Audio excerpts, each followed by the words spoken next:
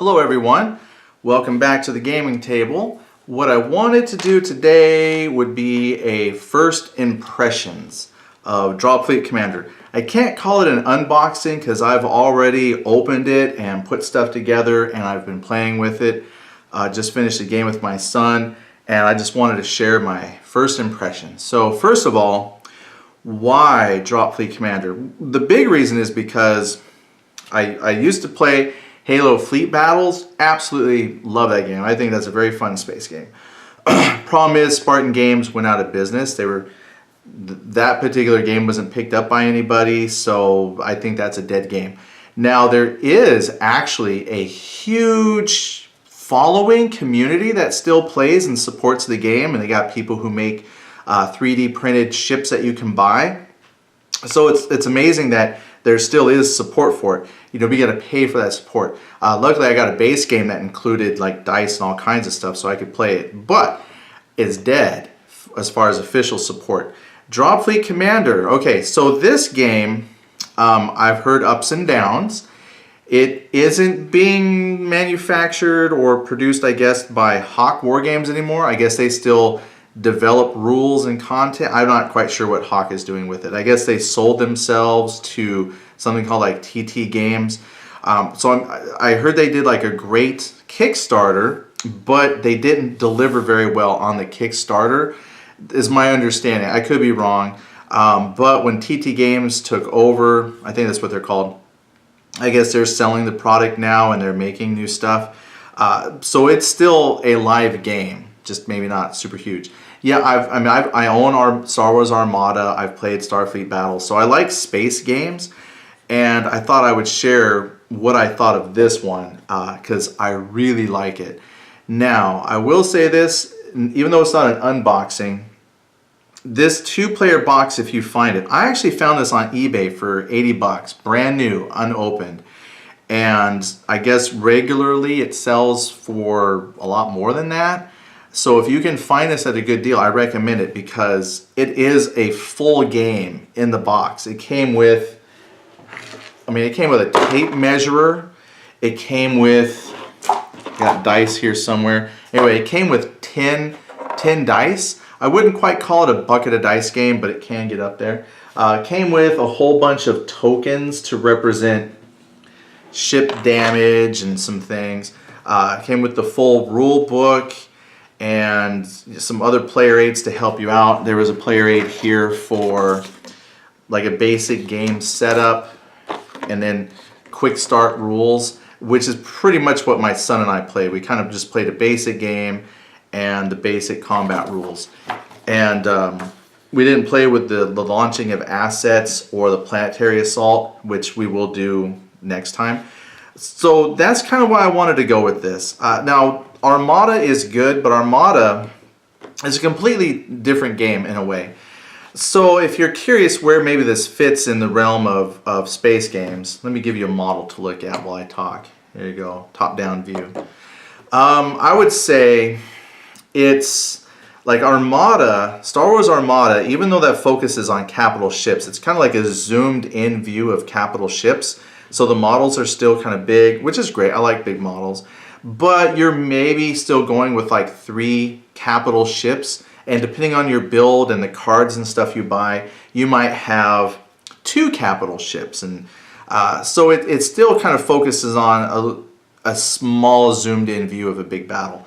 Then when you go to like Halo Fleet Battles, it pulls the camera out just a little bit more.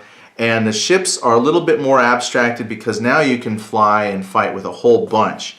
Armada, you're kind of zoomed in, so you actually get to deal with the like individual shield. Are you shooting them from the front, the side? So it has a little bit more tactical to it. And then when you zoom out a little bit, some of that becomes abstracted. So even with Dropfleet Commander, there's no individual shield arcs, but you do deal with weapon fire arcs. So damage coming at you, it doesn't matter what side of the ship it's hitting you. Your armor saves and things like that are all around. So, you know, again, it's just pulled the camera out a little bit more. Now, with Halo, you might have your battle group, basically everything is going to fit on one base. So you might have your ship, and then you could put like a supporting frigate, and then you would have a ship status card that would say, okay, since this is a supported corvette or something, then you would have the supporting ship and your main ship just all on one base. This game, again, you're not quite as zoomed out as Halo Fleet Battle. So your battle group might contain a main ship and then like a couple of supporting vessels, but they'll all be individually tracked.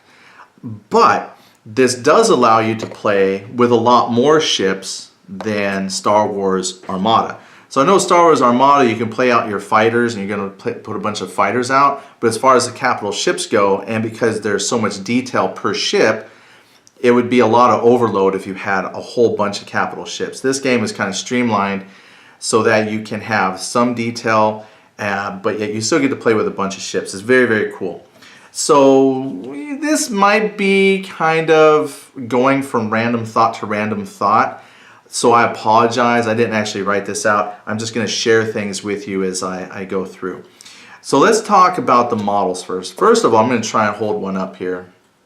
I think this is a faction called UCM, and no, they're not painted, sorry. I did paint the front arc indicator, all right, so I've begun painting.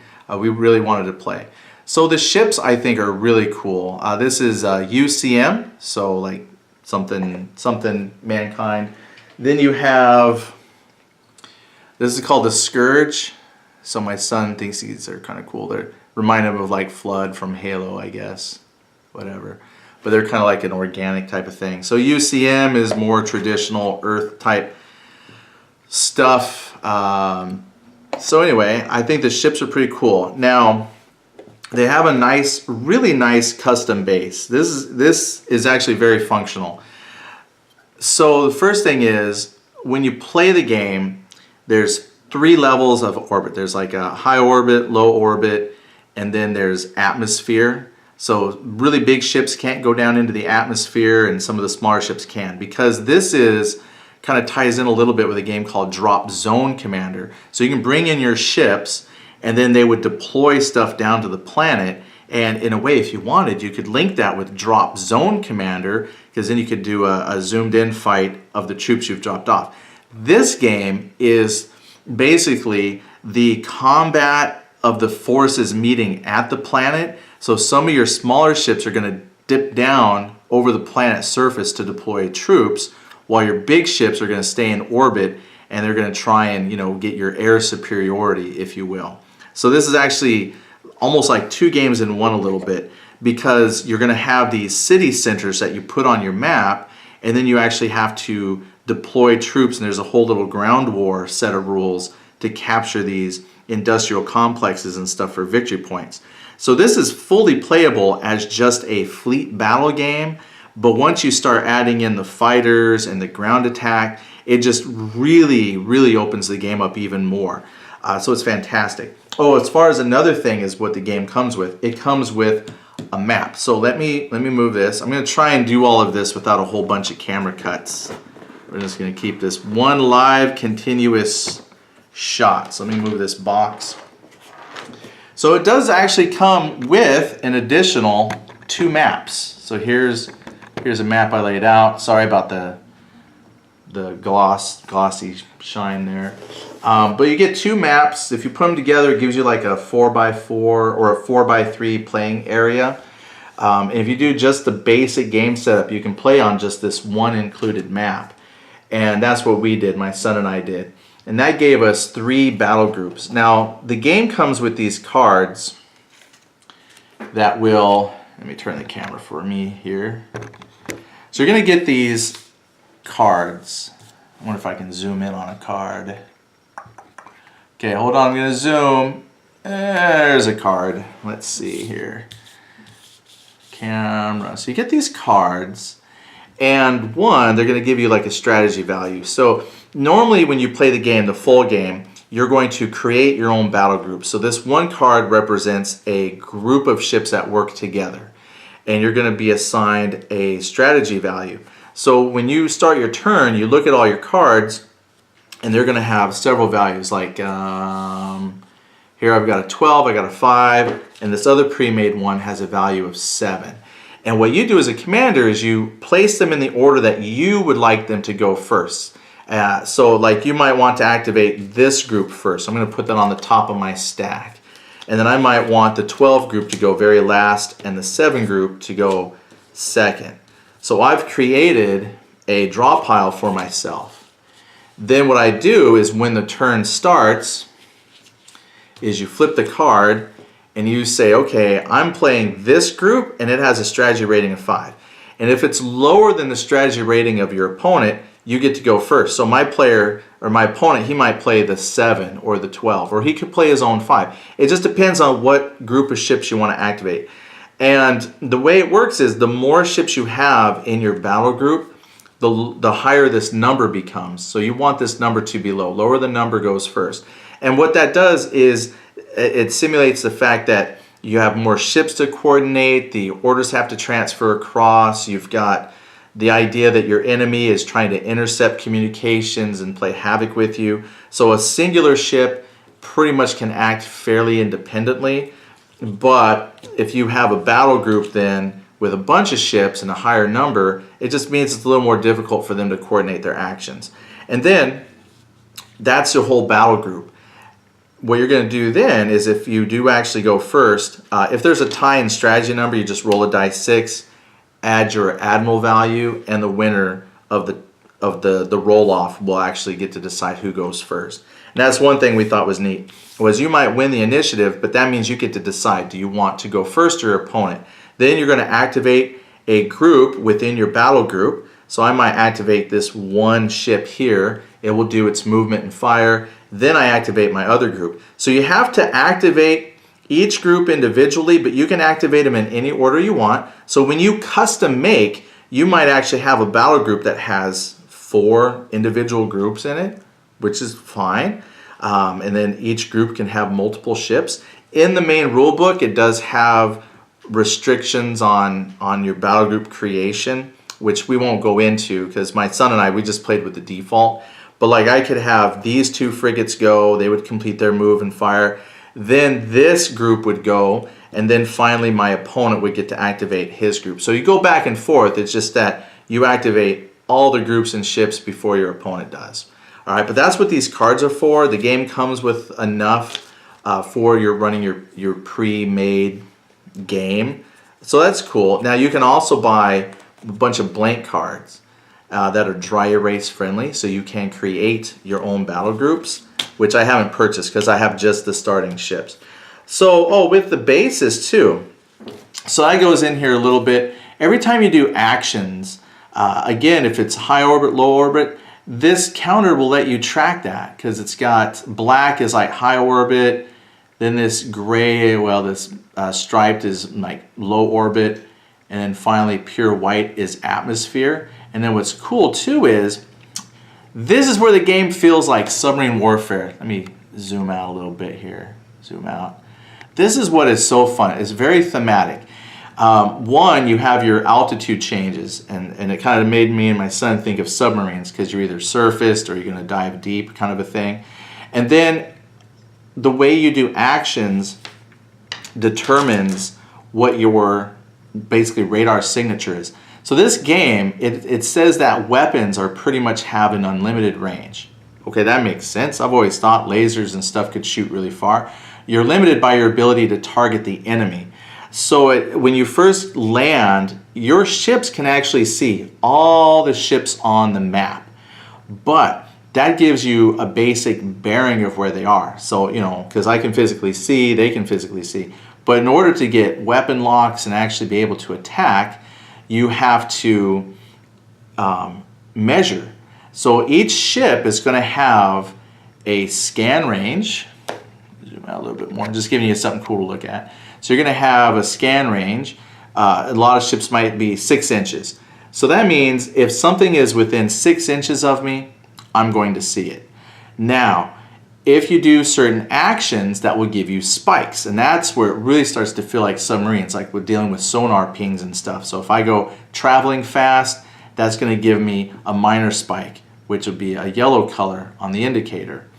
If I there's actually an option to run silent, which is a blue color on the wheel. And that makes it very difficult for you to be spotted. Basically, it makes your signature go to 0. So bigger ships might have a signature of like 6 inches. Frigates have a signature of like 3 inches. But if you run silent, then that means you're like invisible. And then you have a normal mode, which is black, which means that you're not putting out any signature, but you're not trying to hide yourself. Now you might do something like fire all weapons, weapons free, I'm firing everything. That gives you a major spike, and now you go red. Now if you have a major spike, that means you add 12 inches to your opponent's detection range. Yeah, so the more of a spike you have, the easier you are to detect. So a lot of times you're trying to think, okay, what do I want to do, and how important is it that I don't, be spotted by the enemy? Because if they can see you, remember, weapons can shoot unlimited range. So if you are on a major spike with a big ship and their range of scanning is 6 inches, that means I might be able to see you out to 20 inches and I can shoot at you with just a standard order. So, I mean, it's like already, it's just so cool. It's just so thematically fun. But then there's order types, and that's what's really cool. So you have special orders that you can give your battle group. Every ship in there doesn't have to follow the special order, but you can only assign one special order. So there's like run silent. There's the weapons free. There's extra maneuverability. I forget all the specific names. I have a little chart. But so for example here, I might have standard orders, course change, station keeping, max thrust, weapons free. And then that will tell you, can I make a turn if I do that order? How many weapon types can I fire? What's my speed? And then what spike does that give me? So it's so cool. Now let me tell you this chart I have here. I actually found these on the internet, and this gives you your order summary. It also has damage charts down below. And it also had, off the internet, this printout that has all the ships with all their statistics. So we'll look at ship statistics in a minute. But depending on my spike and where I'm at, so example, if I'm in high orbit and I did weapons free, I'm going to have the black, which you can't really see here, but I'll put my altitude at the black. I can't rotate. Black, and then I get this to the weapons free red spike, major spike. So this little stand is like just phenomenally cool. It can give you every special order spike at all the altitudes. You just spin it till you find the right combination. Then it also has a damage tracker. That's cool too. You get a little peg. So if you take 2 points of damage, there's a little spot here for the number 2. And I just put my little peg in the 2 and I can track my damage. Or sometimes the peg is a little fiddly, so I can just put a dice and say, hey, I got 2 damage. All right, I'm going to change the camera here. Okay, I shifted camera a little bit so we can zoom in on a ship to look at. Now, all of these ship statistics are actually in the main book that you get, so you don't need to print anything out. It's just that for ease of convenience, these sheets were great because it shows all the ships, their variations, and it's just all compiled. I don't have to keep opening the book. So I thought this was phenomenal. But if we're looking at a ship line, one has got a picture of it. So the thing is, just like a regular miniature war game, you buy, say, the battleship box, and the battleship box will let you either build, say, the Beijing battleship, which is up here. Like you can build this top one, you could build a New York, or you could build the Tokyo. The ship model doesn't let you do all of them because you got to glue it together. Unless you're very good with magnets, so you could say, okay, I'm going to magnetize the part that makes this a New York and magnetize the part that would make this if you're good with magnets, you could probably get this ship to be all 3 because the box lets you build all 3. You just got to pick the one you build. So they got a picture here to help you identify specifically which ship you're looking at. So that's kind of cool. Okay, that's helpful identification. And then you're going to have your your charts. So for example, I can only zoom in so much, and I don't know how much you can read of this because it's pretty small. It's kind of small on this sheet of paper, but it works. So you got the name of the ship here. It's a battle cruiser. This is heavy cruisers. This one is the Atlantis or Johannesburg. Okay, that's cool. But you have your scan range. So I can scan out to 6 inches. This is a scan of 6. This has a signature of 6. So again, large ships just give off a certain amount of, they occupy a certain amount of space. So my signature of 6 inches means that I would add my 6 to my opponent's scan. So up to 12 inches away, he could see my ship and shoot at it. And then that's why the spikes are important. Do I do, weapons free, which adds 12 inches to your spike, which means I could be spotted up to 24 inches away by somebody.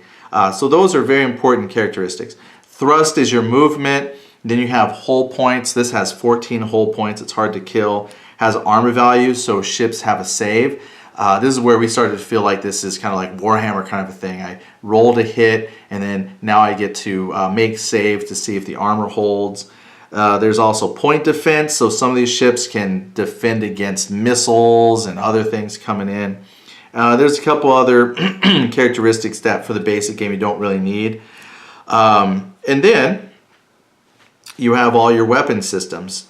And that's why this sheet was really handy, is because all the ships are here and you can clearly see all the weapon systems.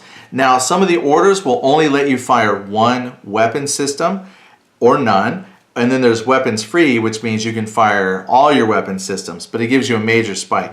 Generally, once your ships start to get within a pretty close range of each other, it doesn't matter if you go weapons free, because anybody who wants to see was already there. So once you get in close, boom, you're going to fire everything. And then the weapons, they have a lock value. So I'm in range of you, I've got you on my scanner, now I got to see if I hit you. Because the game, it's just so neat. Everything kind of makes sense, the way they explain it in the rules and why the numbers work. The idea is that the ships are running countermeasures. They have ECM. And if you want to make that kind of a real world thing, they're running like their infrared jammers. They're dropping their versions of chaff and flares and whatever space equivalents are. That's what they're trying to do. So just because I see the ship, I still have to have my crew get a lock. So we're using our own counter measures to try and actually get hit a ship. So there's an attack value. This is 4. So I'm going to roll, and every roll of 4 plus is 1 weapon hit. This even tells me how many attack dice that gun gets. So this particular gun rolls 2 dice to see if I hit. So I roll my 2 dice. Those are both misses. That kind of sucks. But then there's damage. So these guns only do 1 point of damage, and then it has your arcs. So again, it doesn't matter which way the damage is coming into the ship, but your weapons do have arcs. And it's very cool. It's almost like a what you see is what you get, because, I'm going to model the specific guns. And then, they kind of have realistic, based on where they're placed on the ship, arcs. So these have front and side arcs. You might have a bunch of guns on the front, and those will have front and side arcs because they're on turrets. So it's like World War II battleships in space. It's pretty fun. Yeah, and then after you have the firing arc, there might be special notes. And when you play the basic game, it doesn't really talk a whole lot about all the special rules that you have, but we went ahead and looked up all the special characteristics we could find, and that really is what sets apart some of these factions.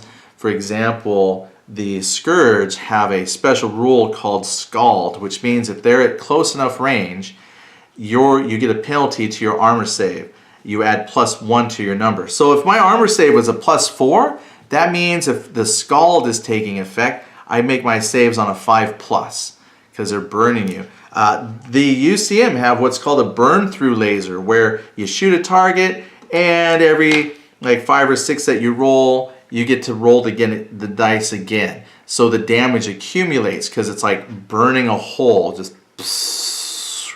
And then it has limitations. Like one of my son's ships had a burn of 6, so he kept rolling dice. He only did 4 points of damage, but he could have kept doing rerolls until he reached that maximum 6 points of damage. So that's what's really cool. The game actually has a lot of diversity and a lot of flavor with it that I was not expecting. So just the little special rules are great, because in, say, Star Wars Armada, you have to play a bunch of little cards. You know, you got to lay out, you know, like this ship here has burn through capability, and now it's got this, and then it's got armor or shields. Those characteristics are built into each special type of ship. So again, just, you know, because people like to compare things. So with Star Wars Armada, I might have my Victory class Star Destroyer that I would, you know, plop down on the table, and it would have, you know, a ship data sheet with it. But if I want to do anything special, I got to have those cards that I buy. In this game, for example, those special characteristics are built into the specific model that you build. And that's kind of why they want you to actually decide, okay, if I'm building a battleship, am I building the New York, the Tokyo, or the whatever? Because those characteristics are baked into that specific model. All right, so, you know, take the good with the bad. Obviously, you could proxy, so I might build the New York battleship, but I could just easily say, well, that's going to proxy in for my Tokyo, and then you get all the benefits of your Tokyo. You know, that's fine. But again, what's cool then with Dropfleet Commander is now I don't have to manage a whole bunch of cards. Now I don't have to manage my one Victory class Star Destroyer and then a captain card, and, you know, I mean, I've played and I've seen people play, you know, you lay out like 6 cards, your side of the table starts to fill up with a whole bunch of tokens and cards that you have to track. This game, I mean, this is it, my data sheet. And for this, it's like four data sheets. I've got, you know, for my ships, and if you wanted, I mean, you could cut out the ships that you're using and put all those ships on one piece of paper if you wanted. I just left it all together. And then they gave you one sheet, like I said, that had your order summary and your damage. This was something else that was so cool, was the damage. Oh my goodness. So again, you don't need a whole bunch of tokens to track stuff. Your ship might have, let's say, 10 hit points. Once you get it down to the halfway point, you roll on this damage chart, and you know, 1 through 6, there's 3 levels. So initially, if I roll like a 1 or 2, 3, 4, or 5, or 6, that will tell me if I'm rolling on this top chart, which is, you know, it's still extra damage, but it's like weak criticals, medium criticals, and then like heavy criticals. So I'm going to roll to see if which chart I'm rolling on. So if I roll the 5, that's terrible. Anytime that you're rolling on this 3rd chart, generally really bad stuff happens. Then you roll again to see specifically which bit of damage. All right, so 3. So again, your different types of damage and critical hits are on a chart. I'm not having to draw and track a whole bunch of cards for my damage. It just really helps with table clutter. So for example, here, I'll read this to you. It says, weapons offline. The ship suffers 3 additional points of hull damage, which for frigates is dead. You know, yeah, because frigates pretty much have 4 hit points. A lot of the cruisers had 10 or 12. The next time this ship activates, it may not fire any weapon or use any launch assets. In subsequent activations, it may fire and launch assets as normal.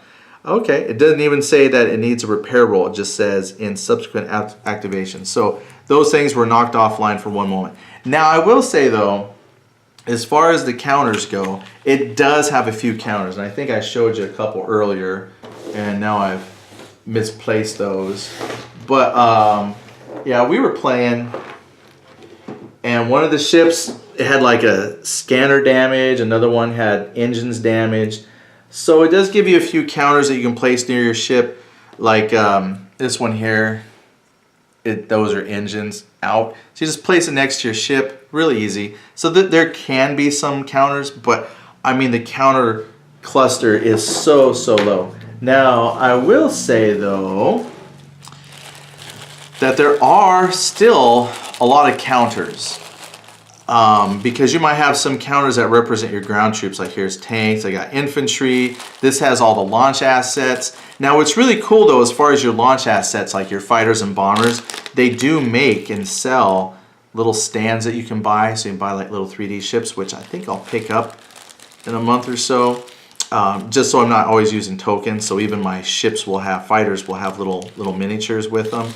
But this has some of the battle damage. And there's also, they make like little resin city ones as well. So like here's like a nuclear power plant. I guess that represents power. So you can use a token like this or eventually buy up and upgrade to like little resin prints. So you can put actual 3D buildings on your map. So that's what makes this game so cool.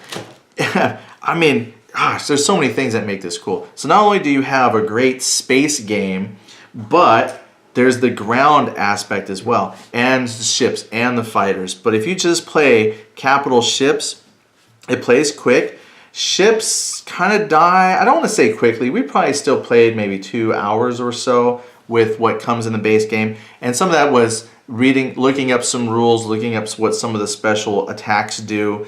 But once you get going and you're rolling dice and you're making saves and the damage starts to add up, then, you know, ships start coming off and it plays well. Like I can see how this could scale to a lot more ships than what we have and still be very playable. And then all the things you need to track damage and whatnot, a lot of it is, you know, right there on the base. Even the small ships will have a damage tracker, and then you can track the altitude. And that's what's so cool. I don't have to have a separate token that says, you know, they did weapons free, and I don't need another token that says they are high altitude, you know, they're in high orbit. It's all right here. The damage you could track on the base as well with the peg like I mentioned, or if you want, put the dice behind it, you know.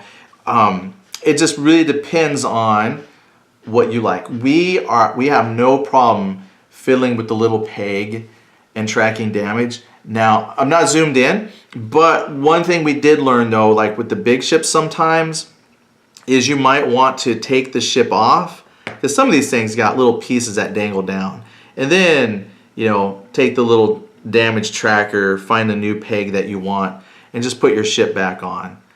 We had to do that a few times, but even that was fine. But again, it really took the clutter off of the map. I'm just trying to think of some cool things that made this amazing. The narrative is really fun, especially with the damage. I think we had the most fun rolling for damage because sometimes you might get a little bit of damage, like, oh, you suffer an extra point of damage, you move on. What's really fun is when a ship blows up. Once a ship blows up, you're rolling on catastrophic, and some of that's pretty cool. Like, the one that we seem to roll the most was burn up, which says, the ship is wrecked and falls slowly away into the nearest gravity well, where it will eventually burn up in an uncontrolled descent. There are no additional effects. So it just kind of burns away into the night. Then you might roll a really catastrophic thing. Radiation burst. The ship drives detonate in a lethal flash of hard radiation. Any other ships within explosion range suffer 2 hull damage from the deadly radiation bombardment. Armor and passive countermeasures may not be taken against the damage. So your ship might go out in a ball of glory and take something else with it. And the bigger your ship, the bigger explosion range you have. So a small ship will blow up and die 3 inches. So I rolled a 2. So it rolls at 1 inch. So just a 1 inch little explosion around it isn't enough really to hit anybody. So it just kind of poof, and then it's gone, dead. Now you might blow up a capital ship. And these things are rolling, you know, 1 die 6 inches. So we had a capital ship blow up. I think my son rolled a 5 like that. And then boom, all the ships within 5 inches took that 2 inches of radiation damage, and there was no saves. So it ended up causing, I think, 1 explosion caused another ship to explode. And so it's just so cool. I really love that. And then there was one we were rolling. What was it? Stuff was blowing up. Oh, so sometimes you might blow something up and it might do 2 hull damage, but your ship is allowed to use its passive defenses and armor saves against the chunks of other ship that are coming at it. So there's a couple times where we had like 2 ships kind of close. One would blow up, and it would, you know, send chunks of it flying towards this guy, but he could shoot down the pieces. So yeah, there's plenty of times where we had ships that were shooting down parts of their buddy because their buddy blew up. So I mean, it's just narratively, it is super fun. Gosh, I feel at this point it's just like right now the excitement is still there, where it's really hard to put something together into a nice cohesive flow for you. I do apologize for that, but at the same time, super fun. We started out, it was kind of like, okay, how are we playing? We tried to get the sequence down a little bit, but after like the second turn, we may have some rule mistakes, but we made the game our own and had so much fun. And that was even without the assets and the planetary assault.